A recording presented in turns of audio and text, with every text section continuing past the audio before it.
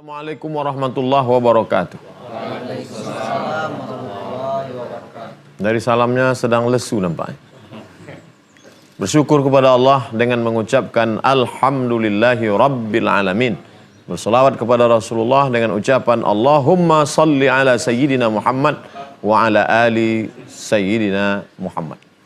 Senantiasa berselawat, senantiasa mengucapkan syukur kepada Allah. Janji Allah, la in syakartum la azidannakum. Kalau kamu syukuri ini, maka akan aku tambah insyaallah.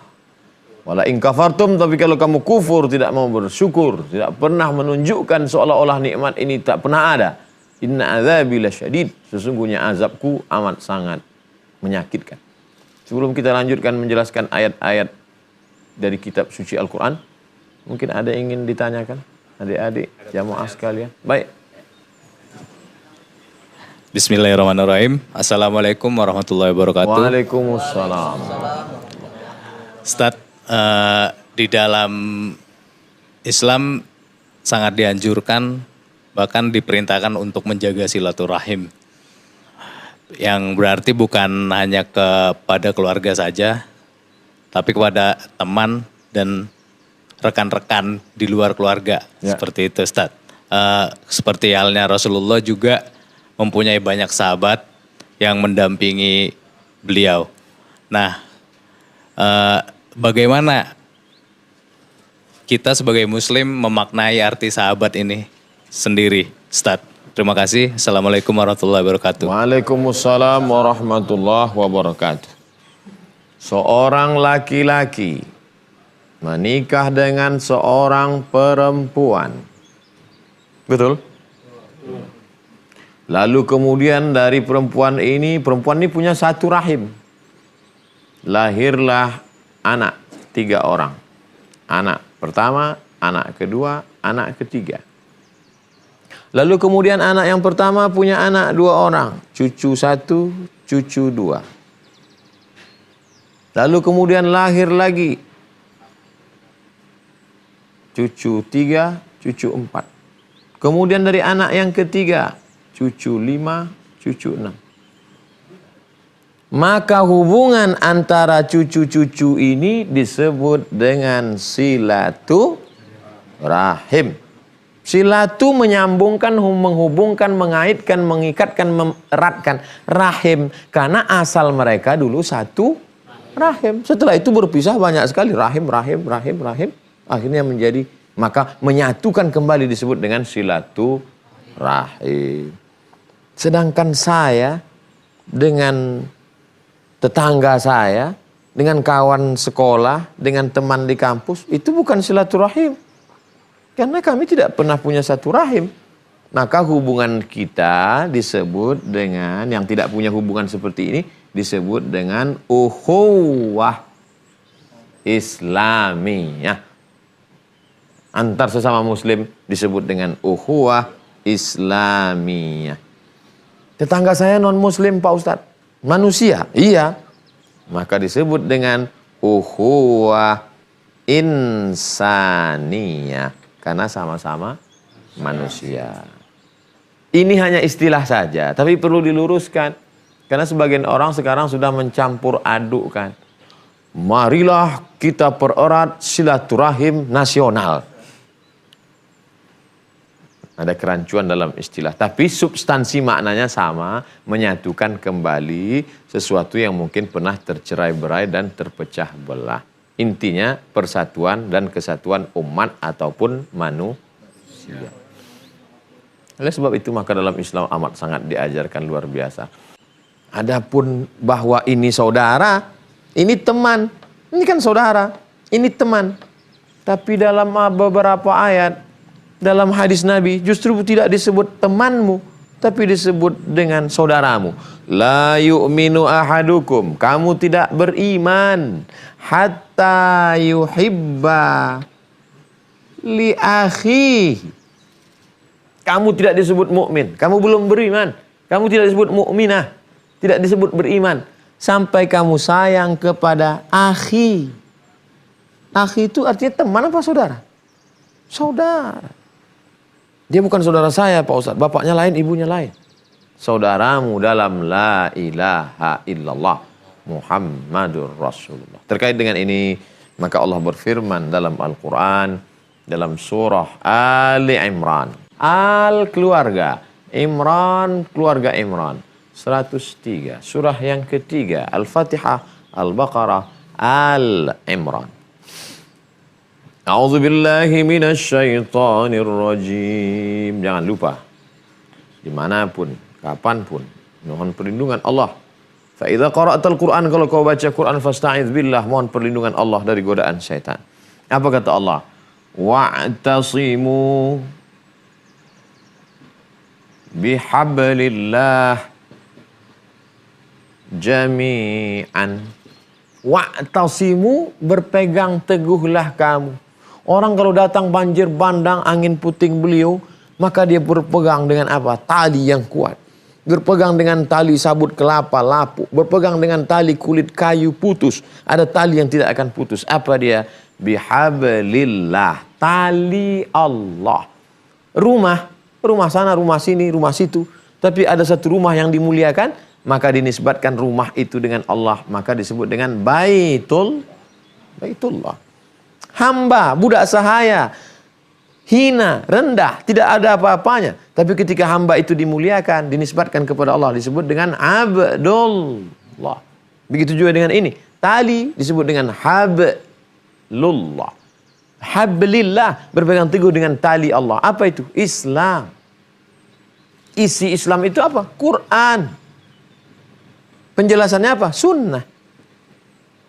Jadi kalau kita bersilang pendapat, sengketa, di mana tempat kita berpegang yang mengikat kita? Pengikat kita adalah kembali ke tali Allah, Islam, tuntunan Quran dan Sunnah. Tapi ini masyarakat ramai banyak, tidak bisa disuruh satu saja. Berpeganglah kamu kepada tali Allah. Tidak bisa, harus jami'an, berjamaah.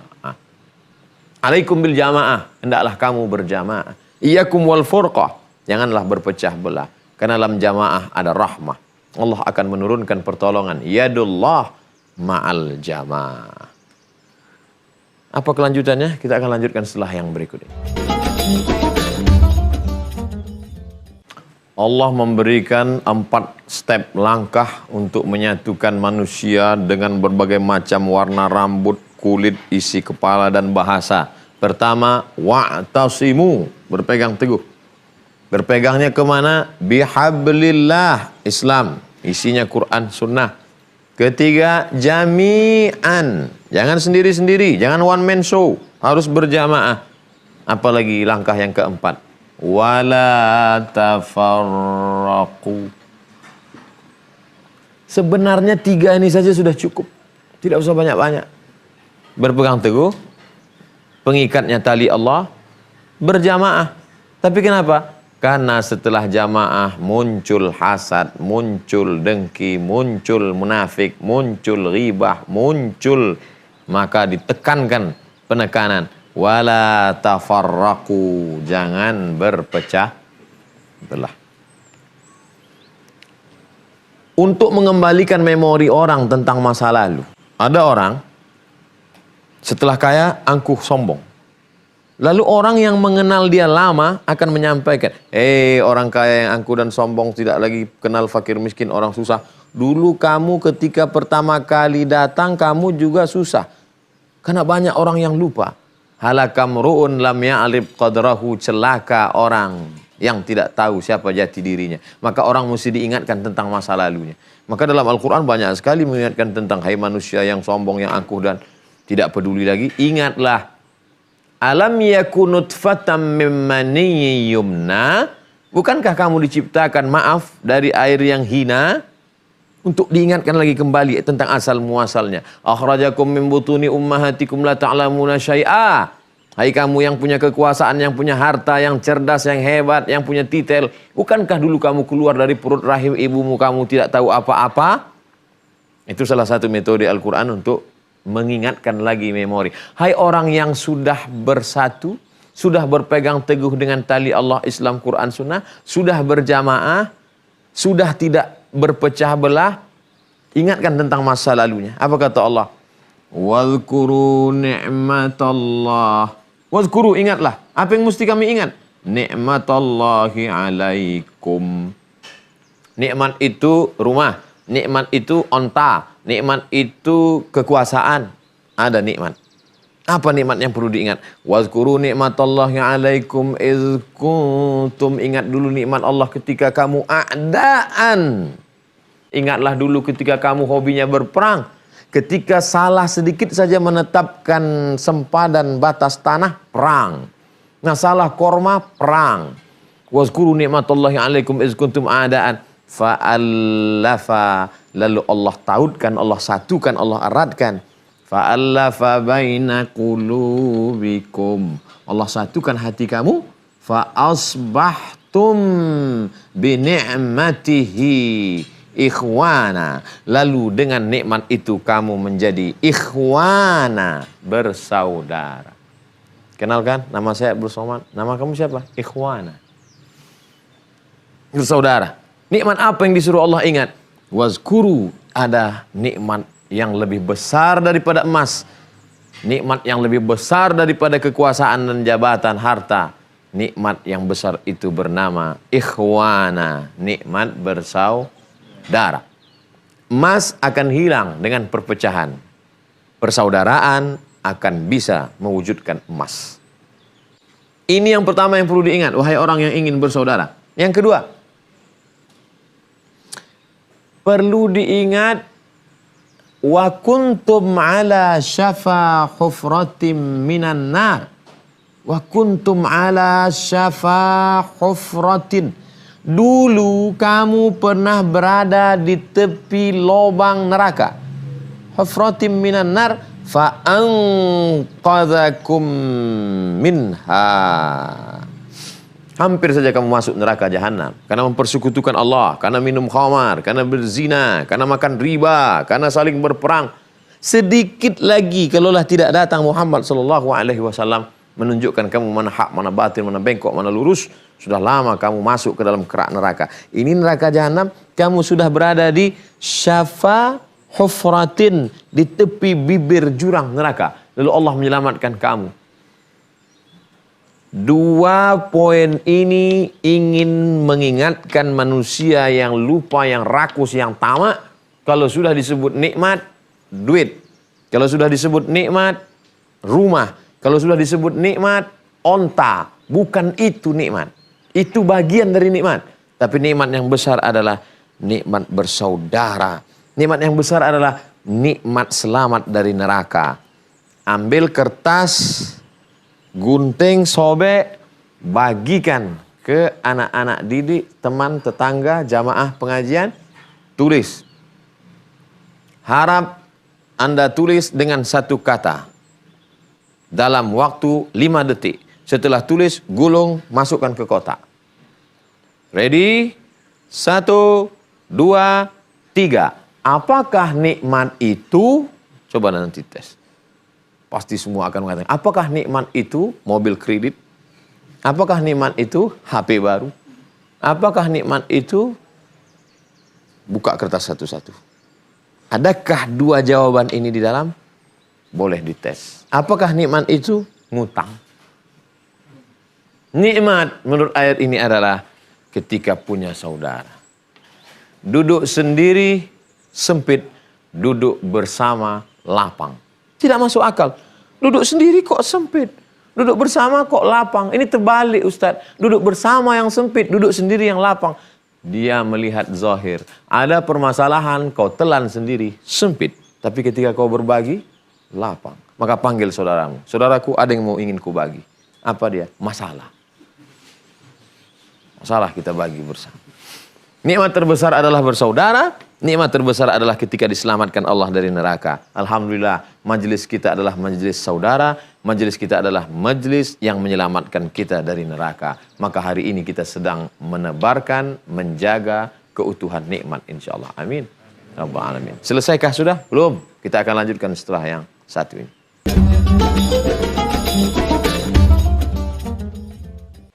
Ayat ini ditutup Allah Subhanahu wa taala dengan ungkapan yang terakhir. Kadzalika, demikianlah. Yubayyinullah, demikianlah Allah menjelaskan ayatihi, ayat-ayatnya. La'allakum, untuk apa Allah jelaskan ini? La'allakum tahtadun, mudah-mudahan kamu manusia mendapatkan petunjuk hidayah. Hidayah itu apa? Petunjuk. Petunjuk itu apa? Hidayah. Kita dalam satu perjalanan, tidak tahu menentukan arah mana sebenarnya tujuan. Apa yang mesti kita cari? Pandang ke atas, lihat ada pamflet besar. Jakarta, Bandung. Lihat ke depan, ke atas. Kemana arah tujuan kita? Maka mesti pandai membaca. Apa yang mesti kau baca? Iqra. Apa yang mesti kau baca? Al-Quran. Mesti banyak-banyak bertanya kalau tidak ngerti. Siapa yang mesti ditanya? Fas'alu ahla dzikri. Tanya orang yang tahu, ulama. In kuntum la ta'lamun. Kalau kamu tidak tahu. Kadzalika yubayyinullahu. Kadzalika yubayyinullahu lakum. Demikianlah Allah sudah menjelaskan kepada kamu. Apa yang sedang dijelaskan Allah? Ayatihi. Ayat-ayat tanda-tanda kebesarannya. La'allakum tahtadun. Mudah-mudahan dengan ini kamu mendapatkan petunjuk hidayah. Mudah-mudahan kita termasuk orang yang mendapatkan hidayah insyaAllah. Amin. Ya Rabbal Alamin. Jadi kalau dibalik ke atas, apa tanda mendapat hidayah? Menjalin ukhuwah. Apa tanda mendapat hidayah? Berpegang teguh dengan hablillah. Apa tanda mendapat hidayah? Suka berjamaah. Apa tanda mendapat hidayah? Wala tafarraqu. Apa tanda mendapat hidayah? Mengenang masa lalu. Suka berpikir-pikir. Tapi yang positif. Bukan masa lalu yang tidak baik. Oleh sebab itu, sering membaca, sering merenung, sering memperhatikan. Sehingga apa yang dibaca, apa yang didengar, apa yang dipikirkan berpengaruh kepada perasaan, akan berefek kepada tindakan dan perbuatan. Tiga, salah mendengar, salah melihat, salah berpikir, salah bicara, salah berbuat, salah bertindak. Inna sama, pendengaran. Informasi pertama didengar. Saya dengar-dengar kabar burung. Ya salah, yang didengar kabar burung. Yang didengar harus kabar yang benar. Oleh sebab itu, demikianlah Allah Subhanahu wa taala menjelaskan kepada kita tentang apa yang disebut dengan ukhuwah, persaudaraan. Dari penjelasan surah Ali Imran 103, ada yang ingin ditanyakan? Baik. Assalamualaikum warahmatullahi wabarakatuh. Waalaikumsalam warahmatullahi wabarakatuh. Jadi saya punya pertanyaan Ustadz. Saya punya sahabat tapi dia itu non-muslim. Nah terus saya sudah menganggapnya seperti keluarga sendiri. Apakah seharusnya ada batasan-batasan dalam bergaul dengan non-muslim tersebut? Ya. Baik. Apakah kalau berbeda agama lalu halal darahnya, kita pancung kepalanya, kita bakar rumahnya?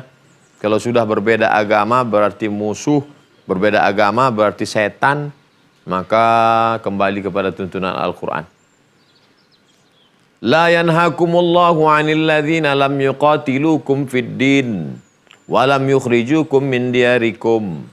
Kalau orang yang berbeda dengan agamamu itu tidak memusuhi kamu, walam yukhrijukum min diyarikum, tidak mengusir kamu dari kampung halaman kamu, satu kampus, satu sekolah, pernah dia mengusir? Tidak.